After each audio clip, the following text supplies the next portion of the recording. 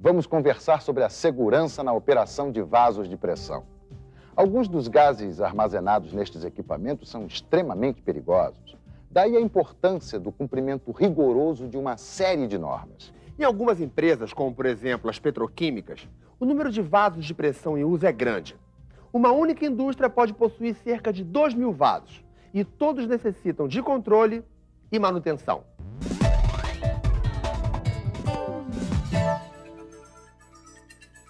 Vasos de pressão são reservatórios cilíndricos construídos em aço destinados a armazenar fluidos sob pressão. Estes equipamentos geralmente funcionam a temperatura ambiente. Podem ter grande volume e baixa pressão ou, pelo contrário, serem pequenos sob alta pressão.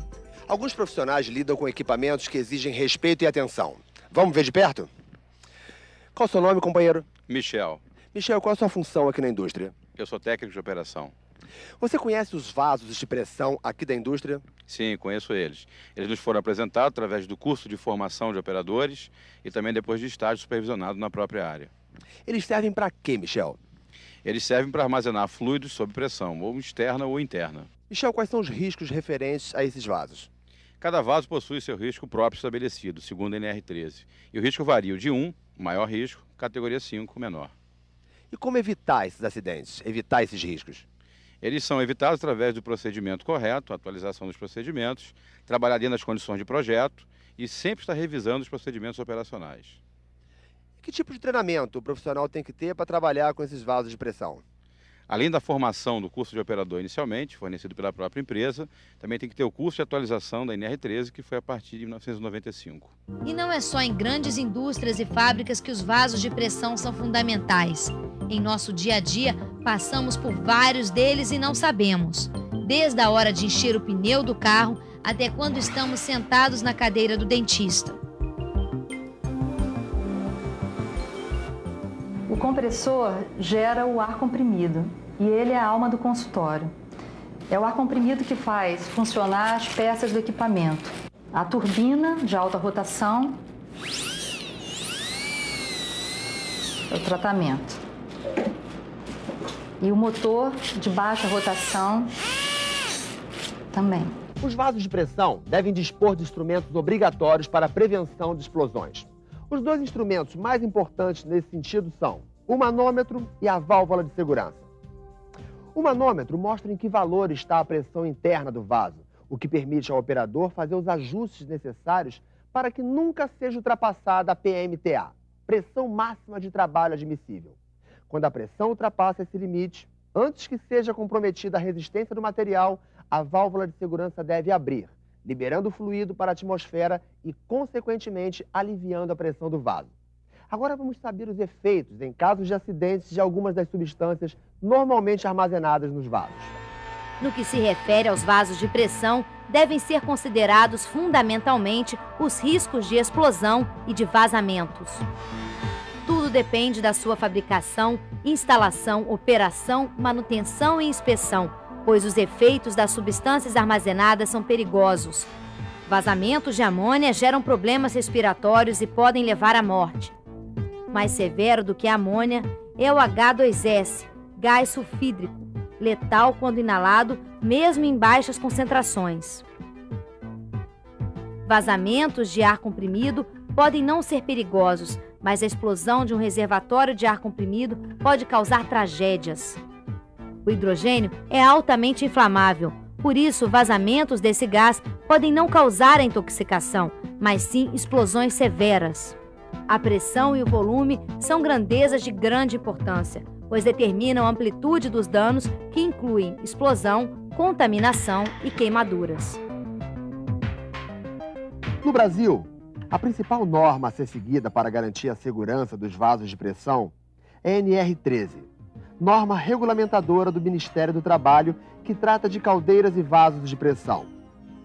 A NR13 lista as irregularidades que são caracterizadas como risco grave e iminente. Entre elas podemos citar falta de válvula de segurança, falta de instrumento que indique a pressão de operação, ou seja, falta do manômetro, uso de artifícios que neutralizem sistemas de controle e segurança, em locais confinados, não dispor de saídas em direção distintas, amplas e desobstruídas, faltas de seguro para as atividades de manutenção, operação e inspeção, ventilação, iluminação, conforme normas oficiais e sistemas de iluminação de emergência. E é importante deixar claro que situações de risco grave e iminente como essas, quando identificadas pela fiscalização do Ministério do Trabalho, determinam a interdição do equipamento, o que pode resultar na paralisação de uma fábrica ou unidade inteira. O acidente com vaso de pressão não é muito corriqueiro. São acidentes que raramente acontecem. O problema é que, quando eles acontecem, eles são bastante catastróficos. A segurança deles depende, primeiro, do fabricante, que começa na fabricação. Depois, passa pela instalação desse equipamento no local onde ele vai funcionar. Depois, os cuidados de operação, a instrumentação adequada, válvulas de segurança, manômetro para indicar a pressão do equipamento. E depois, manutenção. A manutenção é importante que seja feita por trabalhador competente da área de mecânica de manutenção, etc.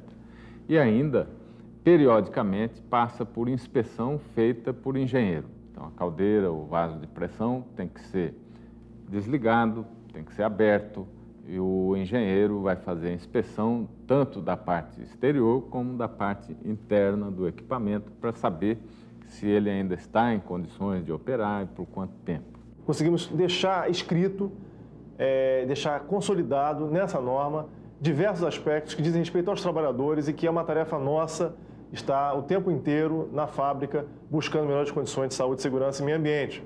Não só para nós, como para a própria sociedade, para a comunidade como um todo.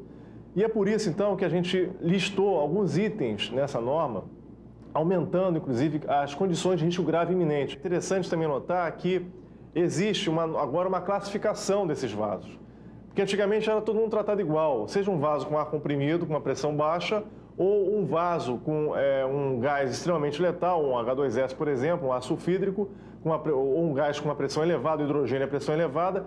Os três casos são tratados de forma igual. Hoje não. A partir de 94 com a norma, 95 com a norma, existe uma diferenciação de que a gente chama de criticidade, ou seja, tem vasos que são mais críticos do que outros e, portanto, tem que ser mais observados, tem que ser feitas inspeções com menor espaço de tempo. As inspeções são mais acuradas do que as outras inspeções. E eu diria que o item que mais contribuiu para diferenciar a NR13 dos outros regulamentos existentes em outros países foi a grande consulta que nós fizemos ao público.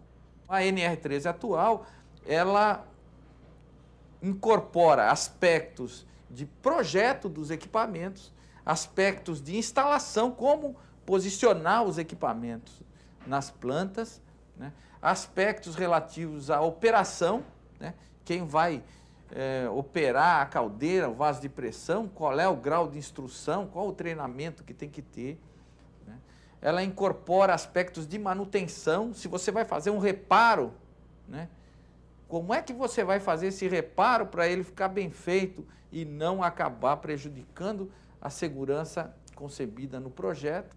E também, é lógico, incorpora aspectos relativos à inspeção, à retirada do equipamento de operação para fazer a inspeção de equipamentos. Então, esse foi um ponto que a NR13 evoluiu bastante.